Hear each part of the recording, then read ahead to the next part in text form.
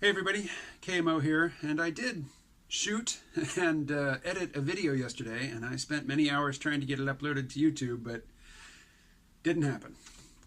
It is up now, though. It is the interview with Chi from the Truffles Therapy Center in Amsterdam, where you can go and take psychedelic truffles for healing purposes, with some guidance and some support.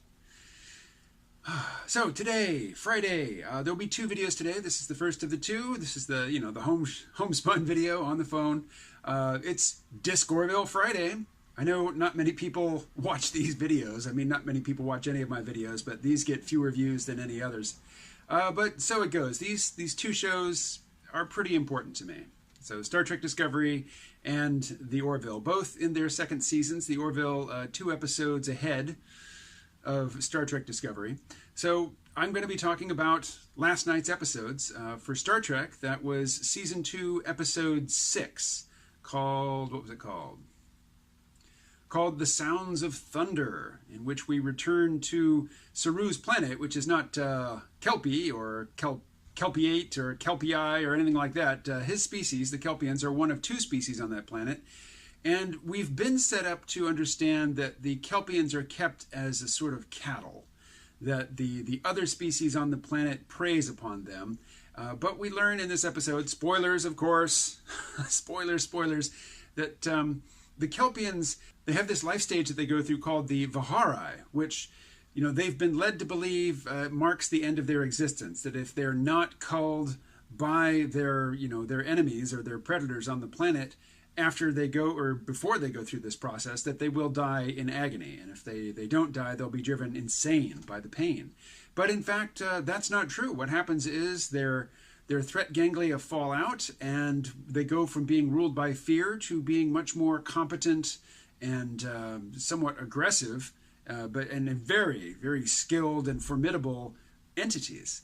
And Saru is coming into that. And Doug Jones and his character Saru are one of the highlights of this show for me. So I'm very happy to have this episode, and I'm happy that one of the short treks actually feeds back into the regular show and actually laid some background, laid the groundwork for ongoing storylines. Most of the other short treks seem to be real throwaways. They're either completely irrelevant to the ongoing story, or they were just really dumb.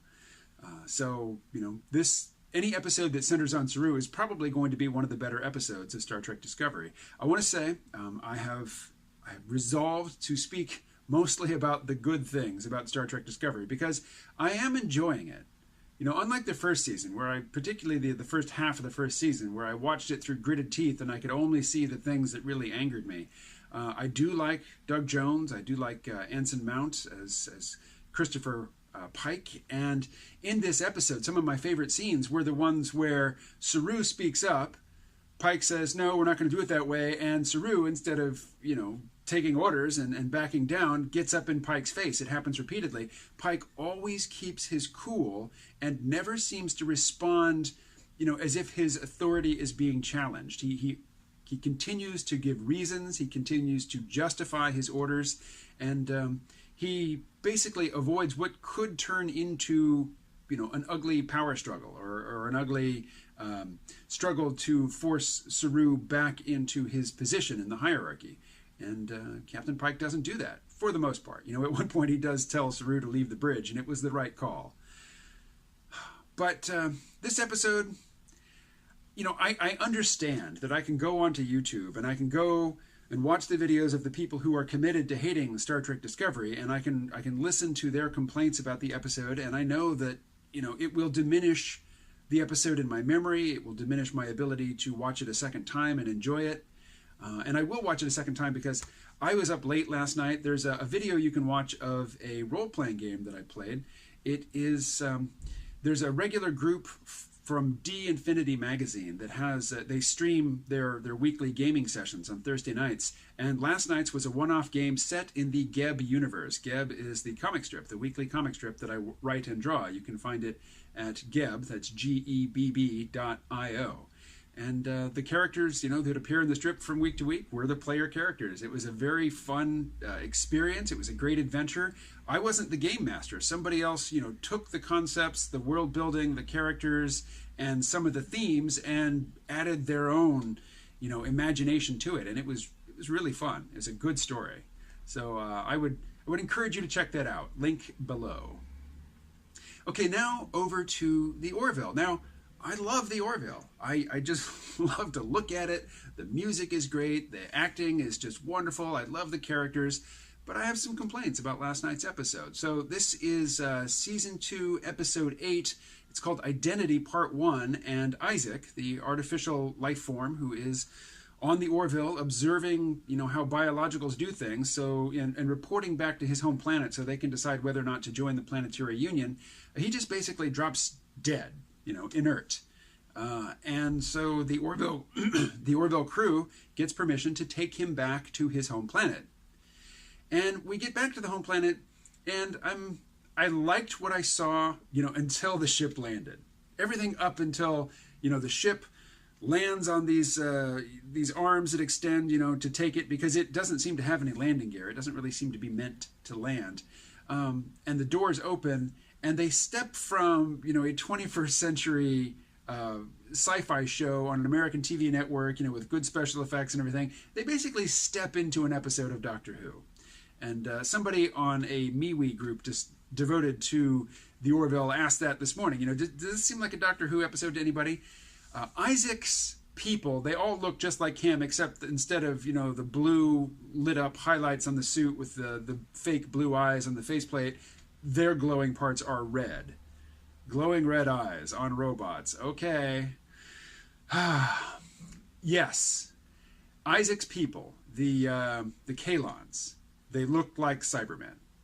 For me, the fact that Isaac had a basically humanoid form, I think that would make more sense if he took that form in order to serve on this mostly human and humanoid ship, and to fit in better.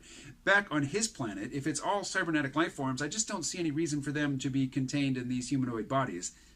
I would much rather that, Kaylon be more like the machine civilization in the Matrix series, where the different machines take forms that make more sense to them, like squid-like creatures or just tentacles, or, most of the entities on Kaylon, I would think, would just be virtual beings. They would be minds that don't have a physical body. They have a physical substrate, that the computation runs on, but they don't necessarily have to have physical bodies. So to have, a bunch of guys walking around in silver suits with glowing red eyes, okay.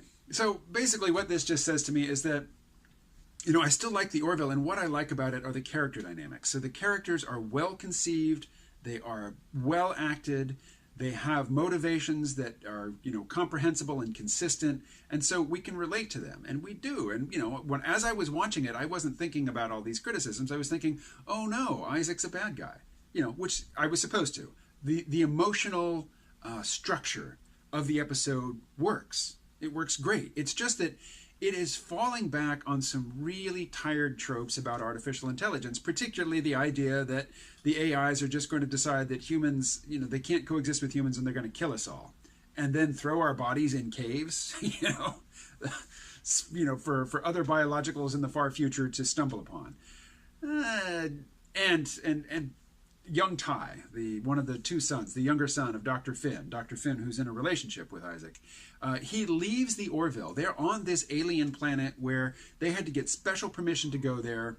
The aliens surely are keeping a very close watch on every human. The idea that young Ty could just go to the airlock and walk out the door and nobody on the Orville knows about it, not even Tala, the security officer, come on, she knows everything that's going on that ship.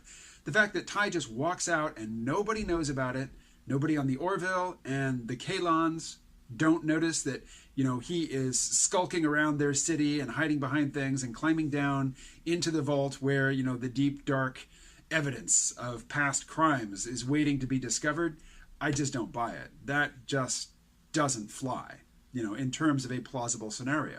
But it was necessary to drive the plot forward. So I like the Orville. I'm not bad-mouthing it. I'm just saying that when it comes to a nuanced exploration of the transitional period where AI becomes more competent than its biological creators, the idea that they're just going to kill us all is a tired trope. And the idea that they're silver humanoid-looking guys with glowing red eyes is just done. I mean, that's just, come on, that's 1980s stuff. It was good in the Terminator, but that trope has outlived its usefulness. The Orville can do better. I would like them to do better. Again, though, love the cast, love the characters, love the visuals, love the music, love everything about it, except when it falls back on just really cliched TV tropes about artificial intelligence. And, it gets me to wondering, what happened to AI on Earth? I mean, the Orville has computers, but they're just, you push buttons or you talk to it, but it's just not that advanced, really. It doesn't seem to have any independent agency. What did we do here on Earth, with our emerging AIs? Did we have a Butlerian jihad? Did we put limitations on them? Did we pass laws to prevent a singularity? I'd like to know, now that we have this army of silver robots with glowing red eyes descending on Earth because they have outgrown the confines of their planet, and they can't just go out and convert planets in their own system into more computational substrate. They don't need an oxygen atmosphere. They don't need a viable biosphere. They don't need an ecology to invade.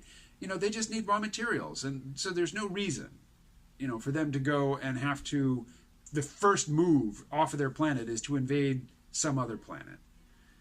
It just doesn't fly. I mean, they can disassemble all kinds of stuff in their own system and create habitats and substrate for many, many, many times the Kaylon life forms they already have in existence. So it's not a very thoughtful treatment of AI. They're just sort of generic TV bad guys. And a couple of similarities. Clearly, obviously accidental similarities between the two episodes. Saru, in his post-Varahai state, he used to have the threat ganglia coming out of his neck. Now he has these things that stick out of the same slots that the threat ganglia came out of. They point forward and they're like dart projectors. They shoot darts at their prey.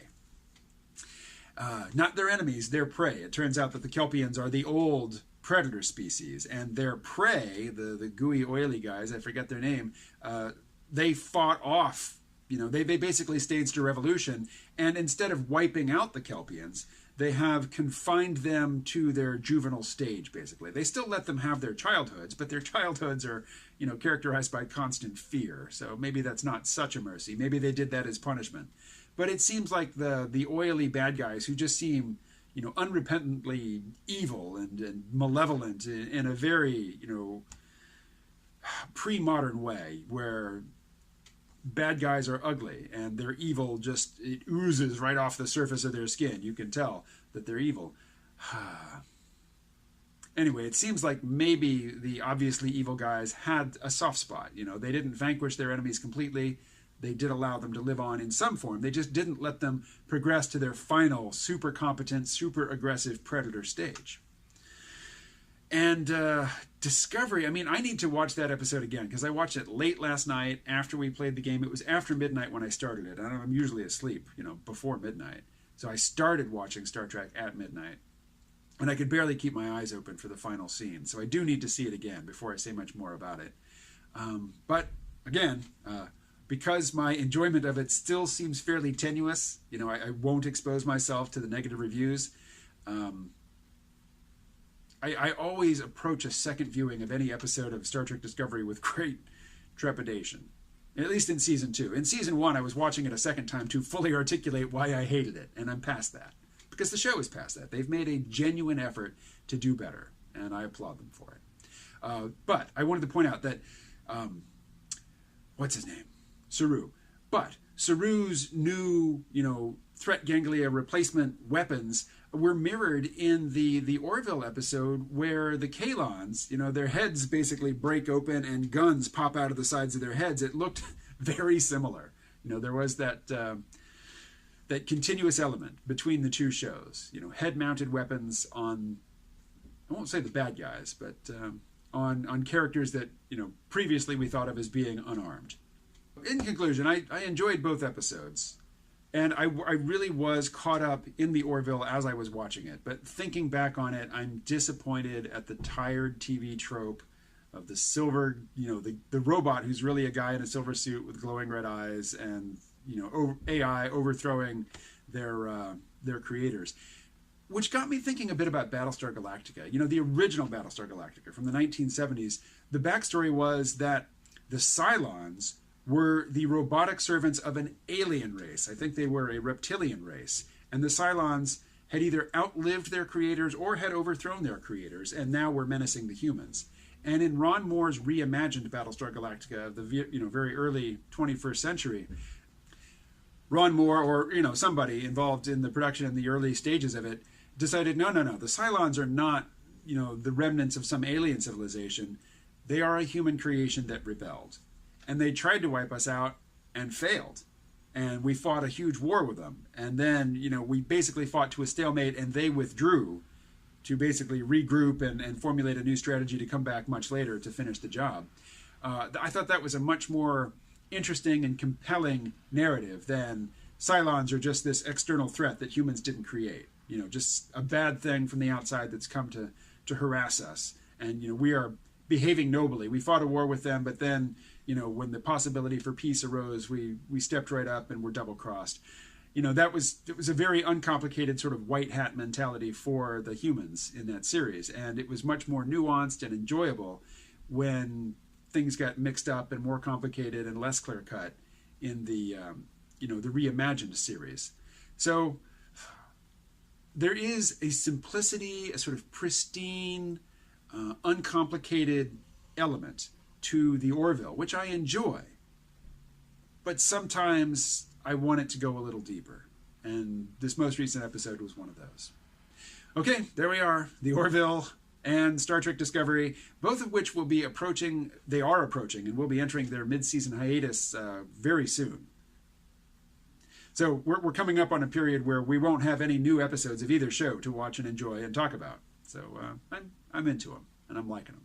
I hope that there's somebody who tunes in for these videos, but if not, I mean, I know a few people will, and for those few, thanks for watching, and do comment, because I like to talk about these shows. And you can find me, or, you know, anything you post to either of the two groups on MeWe, which are just called Star Trek. I will see your post. And there's at least one, the Orville group on MeWe. And I haven't been posting there, but I do check in on that group to see what people are saying. So, you know, you can comment here on YouTube, or you can come over to MeWe and participate in any of those three groups. And I'll see your participation and respond to it. All right, thanks for watching. I will talk to you again quite soon. Usually I say I'll talk to you again tomorrow, but there'll be another video today.